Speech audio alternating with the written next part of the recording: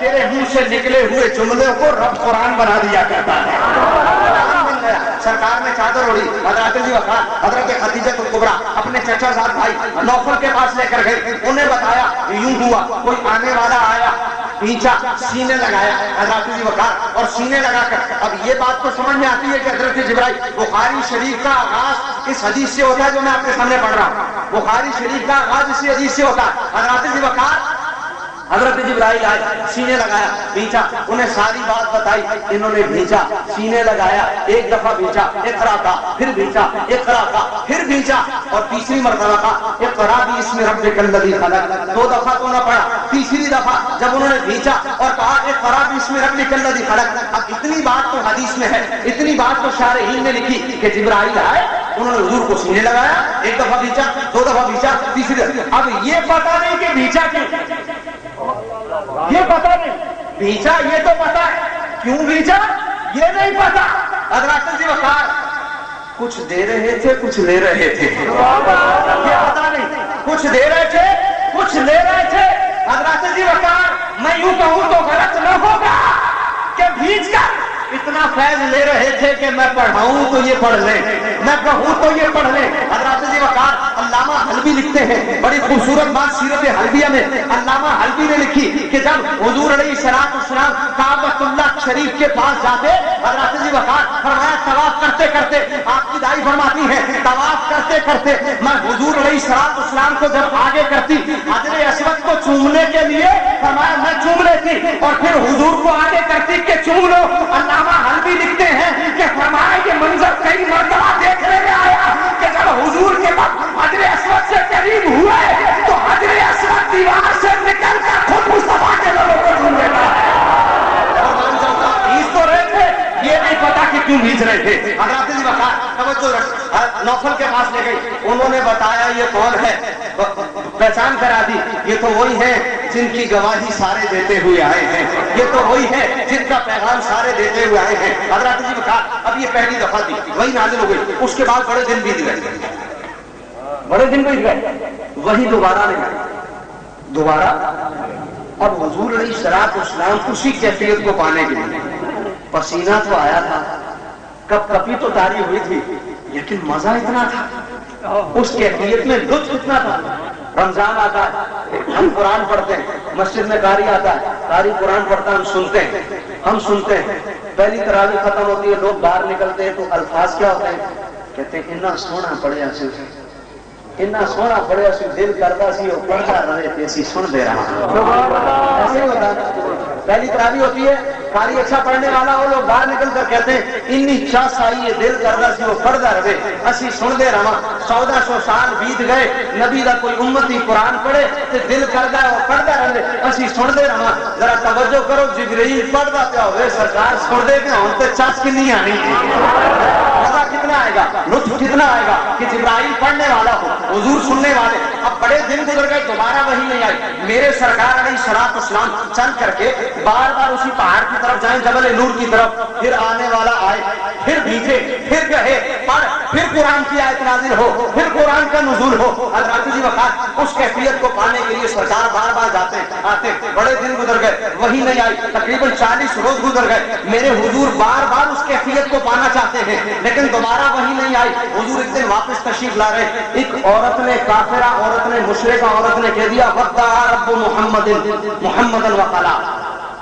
उसने जुमला कह दिया, उसने कहा मोहम्मद के रब ने मोहम्मद को छोड़ दिया। अल्लाह नकले कुफर ना बाशक, कहा मोहम्मद के रब ने मोहम्मद को छोड़ दिया और मोहम्मद का रब मोहम्मद से बेजार हो गए। माअल्लाह। एक तो मेरे सरकार की दिली कैफियत यूं थी कि हुजूर पर वही दोबारा ना आ रही थी तो दिल परेशान सा था। फिर दूसरा ये खबर जंगल की आग की तरफ फैल गई, मुहम्मदन वक़ला, मोहम्मद के रब ने मोहम्मद को छोड़ दिया और मोहम्मद का रब मोहम्मद से बेजार हो गया। सरकार ने गोशा नशीनी इख्तियार फरमाई, जब खबर हर तरफ फैली, हाय हाय हाय हाय। हज़रत जी वक़ार, मुझ पर कोई इल्जाम होगा तो जहां से इल्जाम होगा जवाब वहीं से शुरू होगा, मुझ पर कोई एतराज होगा, जहां से एतराज होगा जवाब वहीं से शुरू होगा। उन्होंने कहा वद्दा रब्बु मुहम्मदिन, एतराज क्या था, मोहम्मद के रब ने मोहम्मद को छोड़ दिया। اللہ فرماتا سونے تو چپ رہے، میں ہوں نا جواب دینے کو، مجھے نہیں دینے جواب، میں ہوں نا جواب دینے کو، جواب میں دوں گا۔ اب جواب کیسے دے رہا ہے؟ کوئی کہے خضر الاسلام جھوٹ بولتا ہے الیاذ باللہ، تو جواب کیا ہوگا؟ میں کہوں گا نہیں میں جھوٹ نہیں بولتا، نہیں میں جھوٹ نہیں بولتا۔ جواب یہ، کوئی کہے خضر الاسلام نے پانی کھڑے ہو کر پیا، اعتراض تھا، تو جواب کہاں سے شروع ہوگا؟ نہیں بھائی میں نے پانی بیٹھ کے پیا۔ جہاں سے اعتراض ہوتا وہیں سے جواب ہوتا ہے۔ لیکن قربان جاؤں حضرات ذی وقار، اعتراض ہے کہ انہوں نے چھوڑ دیا۔ اللہ فرماتا سونے اعتراض کا جواب پہلے دیا جائے گا، پہلے رب تیرے حسن کا بیان کر کے تیرے دل کو تشفی تو دے دے، پہلے رب تیرے حسن کے تذکرے کر کے تجھے تشفی تو دے۔ فرمایا والضحیٰ، حضرات ذی وقار اس کو محبت والا ترجمہ، والضحیٰ واللیل اذا سجا، اے چاند سے مکھڑے والے نبی، واللیل اذا سجا، اس چاند سے مکھڑے پر یہ پیاری پیاری کالی زلفیں جو تیرے چہرے کو چار چاند لگا رہی ہے، یا اللہ اعتراض کا جواب یہاں سے شروع نہیں ہو رہا، آگے سے شروع ہو رہا، اور تو بات کا ہاتھ والضحیٰ سے فرماتا ہے، واللیل اذا سجا سے فرماتا ہے۔ اللہ کی طرف سے دل بولا پیارے، ہاں اعتراض کا جواب تو بعد میں آیا، لیکن پہلے والضحیٰ کہا، پہلے واللیل اذا سجا کہا۔ بہاولپور والوں رب بتانا چاہتا ہے اے پیارے، ان بدبختوں کی باتوں میں نہ جا، ان کمبختوں کی باتوں میں نہ جا، ان مشرکوں کی باتوں میں نہ جا، ان کمینوں کی باتوں میں نہ جا، ذرا غور ہو کر جو رب تیرے چہرے کی کثرت بیان کر رہا ہو بھلا وہ تجھے چھوڑ دے گا؟ تیرے چہرے کی کثرت بیان کرے بھلا وہ تجھے چھوڑ دے گا؟ کہا والضحیٰ واللیل اذا سجا۔ دیکھیں بھائی حدیث شریف میں ایک اصول ہے، اصول یاد رکھیے گا، حدیث شریف میں ایک اصول ہے۔ حدیث میں اصول کیا ہے؟ ایک ہے مدعی دعویٰ کرنے والا، ایک ہے مدعا علیہ جس پر دعویٰ کیا گیا، دعویٰ جس پر کیا گیا۔ میری زرہ چوری ہو گئی یہ دعویٰ ہے، اور مدعا علیہ وہ جس نے چوری کی اس پر اس شخص نے میری زرہ چوری کی۔ تو حدیث شریف کا اصول کیا ہے؟ حدیث شریف کا اصول کیا ہے؟ البینۃ علی المدعی والیمین علی من انکر۔ گواہی اس کے ذمے ہے جو مدعی ہے۔ میں کہتا ہوں کہ میری تلوار چوری ہو گئی ہے اور فلاں نے چوری کی ہے، تو گواہ پیش کرنا یہ میری ذمہ داری ہے۔ اگر میں گواہ نہیں پیش کر سکتا تو پھر کیا ہوگا؟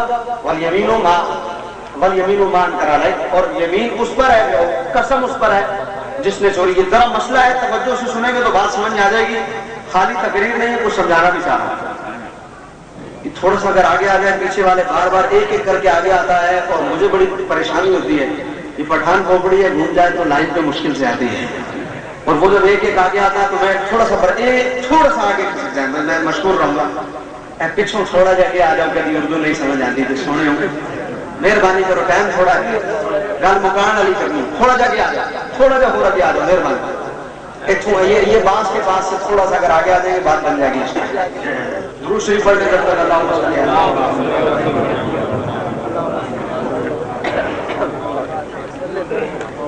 آگے آ جائیں تو بیٹھ جائیں، تھوڑا سا ادھر سے بھی آ جائیں، اگر برا نہ لگے تو معذرت، تھوڑا سا آگے ہو جائے انشاءاللہ۔ مل کر بیٹھنا سنت صحابہ بھی ہے، جس طرح ملتے ہیں لب نام محمد کے سبب، جس طرح ملتے ہیں لب نام محمد کے سبب، کاش مل جائیں ہم سب نام محمد کے سبب۔ تھوڑا تھوڑا آگے،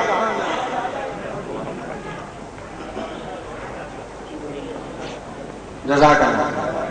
بس جو پیچھے سے آ رہے ہیں برائے کرم آگے نہ آئے، آگے جگہ نہیں ہے، وہیں بیٹھ جائیں، برائے کرم بیٹھ جائیں، میں مشکور رہوں گا اگر بیٹھ جائیں گے۔ جزاک اللہ، جزاک اللہ۔